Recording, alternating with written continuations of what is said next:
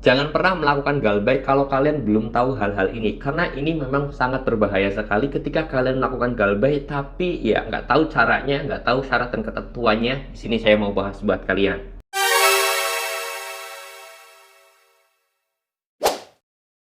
Assalamualaikum warahmatullahi wabarakatuh teman-teman semuanya. Pada kesempatan video kali ini saya ingin membahas yang namanya tentang pergalbayan. Karena ya memang jujur apa adanya aja, sangat banyak sekali nasabah pinjol yang melakukan galbay. Tetapi ada satu hal yang harus kalian ketahui, jangan pernah melakukan galbay kalau kalian belum tahu hal-hal yang harus kalian terima, syaratnya apa aja biar aman, dan juga tips dan triknya. Di sini saya mau bahas buat kalian semuanya. Oke, perlu digarisbawahi terlebih dahulu, dan saya harap, saya mohon juga kepada kalian, tolong nonton video ini jangan di skip-skip dari awal sampai akhir agar pemahaman kalian itu selaras dengan pemahaman saya dan pemahamannya itu benar. Yang saya takutkan nanti tertimbullah namanya berita hoak atau pemahaman yang salah, teman-teman. Oke, di sini saya mau bahas terlebih dahulu tentang jangan asal galbay sebelum kalian tahu beberapa hal. Yang pertama, resikonya itu. Lalu kemudian yang kedua, akibatnya atau dampaknya ke kalian ke depan. Karena memang sekarang itu banyak sekali yang melakukan galbay karena memang unsur sengaja dan dia tidak mempertimbangkan resiko ataupun akibat kedepannya. Karena jujur apa adanya aja, pasti akan ada penyesalan dalam diri kalian, terutama untuk para nasabah yang usianya 35 tahun ke bawah. Hal itu kenapa bisa terjadi? Karena ketika kalian itu melakukan galbay dengan secara sengaja, ya nanti kalian akan masuk dalam blacklist OJK atau slick OJK-nya itu kalian itu akan jelek. Dan itu kalau misalkan kalian itu tidak masuk ke slick OJK, ada yang namanya pusdafil, dan itu sebenarnya sama aja, tetapi itu bisa membackup data kalian yang nantinya jelek nama kalian seperti itu. Nah, di sini saya sendiri di channel ini khususnya saya menginstruksikan untuk nasabah yang galbay atau menyuruh kalian yang galbay yang tidak mampu. Kalau yang mampu silahkan bayar. Kenapa? Karena hal itu bisa berdampaknya itu sangat banyak ya teman-teman. Kalau kalian yang mampu ya silahkan bayar aja. Saya instruksikan seperti itu. Tapi kalau kalian yang tidak mampu, tolong banget lakukan galbay dengan catatan kalian itu untuk melakukan gali lubang tutup lubang. Saya tidak ingin kalian terjadi yang namanya gali lubang tutup lubang. Saya nggak mau itu. Kenapa? Karena dampak dari gali lubang tutup lubang inilah yang membuat para nasabah pinjol itu semakin stres, semakin depresi, semakin takut gitu loh. Dan inilah yang terburuknya. Nah, kenapa? Karena contoh misalkan kalian itu yang tidak mampu, saya katakan, kalian pinjam di satu aplikasi, lalu kemudian kalian melakukan gali lubang tutup lubang. Itu sama aja, kalian kalau mau menutupi hutang satu aplikasi ini, kalian harus pinjam lagi di dua aplikasi. Satu untuk bayar bunganya, satu lagi untuk bayar pokoknya. Nah, inilah yang mengakibatkan ketika kalian itu melakukan gali lubang tutup lubang, itu hutangnya bukan semakin kecil tapi semakin besar, teman-teman ya. Perlu digarisbawahi dan perlu dipahami oleh teman-teman semuanya. Nah, kalau misalkan kalian itu tidak melakukan gali lubang tutup lubang, saya yakin hutang kalian itu cuma satu aja dan itu tidak bakal tambah besar gitu loh. Nah, barulah di sini kalau kalian tidak mampu bayar satu aplikasi ini, silahkan digalbay.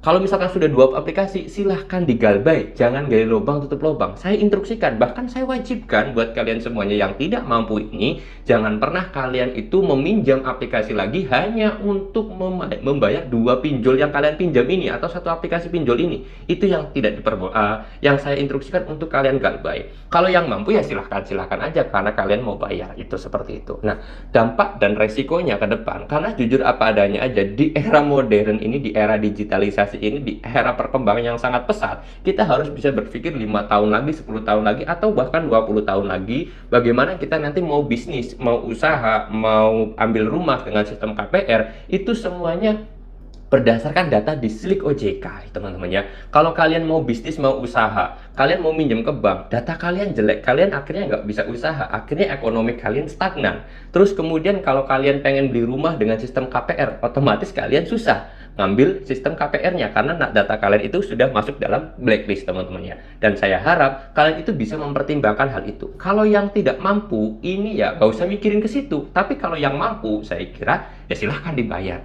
Saya selalu menginstruksikan seperti itu di channel ini khususnya, yaitu kalian silahkan galbay bagi yang tidak mampu. Jangan sampai mengakibatkan gali lubang tutup lubang. Kalau yang mampu silahkan bayar, karena nanti kemungkinan besar kalian itu entah nanti mau bisnis, mau ngambil rumah, terus kemudian kalian mau pinjam ke bank itu tidak sulit gitu loh. Ya, seperti itu. Tapi bagi yang tidak mampu, silahkan galbay, jangan sampai kalian itu melakukan gali lubang tutup lubang. Itu ya teman-teman ya. Itu sih pesan saya. Nah, kenapa saya sarankan kalian itu yang yang tidak mampu ini itu melakukan galbay, dan ini saya wajibkan karena ya dampaknya sangat banyak. Kalau kalian misalkan nggak mampu dibayar satu aplikasi, terus kemudian kalian minjem lagi di aplikasi yang kedua untuk menutupi hutang kalian yang pertama. Nah, kalian bakal dapat dua bunga. Pertama, bunga dari satu aplikasi ini, yang kedua juga dari bunga yang aplikasi yang kedua. Terus kemudian kalian tidak mampu lagi, maka kalian akan melakukan pinjaman yang ketiga.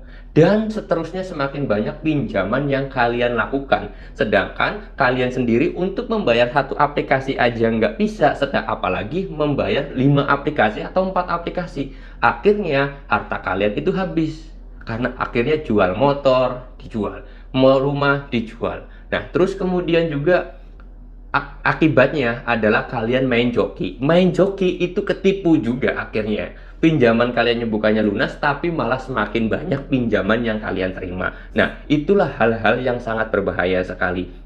Dan saya harap kalian berpikir seperti ini ya, khususnya yang mau galbay. Berpikirlah bahwa sayang sekali kalau kalian itu melakukan gali lubang tutup lubang hanya karena takut yang namanya pinjol. Daripada kalian itu melakukan gali lubang tutup lubang, lebih baik kalian galbayin aja uangnya. Kalian bisa gunakan untuk kerabat kalian, untuk saudara kalian, untuk anak kalian, untuk istri kalian, atau untuk suami kalian, dan yang lain sebagainya. Seperti itu ya teman-teman ya. Oke, saya harap hal ini perlu digarisbawahi teman-teman. Jangan asal galbay kalau misalkan kalian itu dalam ranah mampu. Tapi silahkan, dan saya wajibkan kalian galbay yang tidak mampu untuk membayar pinjaman tersebut. Jangan sampai kalian itu melakukan gali lubang tutup lubang, karena hal itulah hal yang sangat berbahaya sekali teman-teman ya. Oke, mudah-mudahan video ini bisa bermanfaat, dan kalau kalian suka dengan video ini silahkan di like, dan kalau video ini ngerasa bermanfaat silahkan di share buat teman-teman semuanya. Oke, saya mau tutup dulu video ini dengan kata Assalamualaikum warahmatullahi wabarakatuh.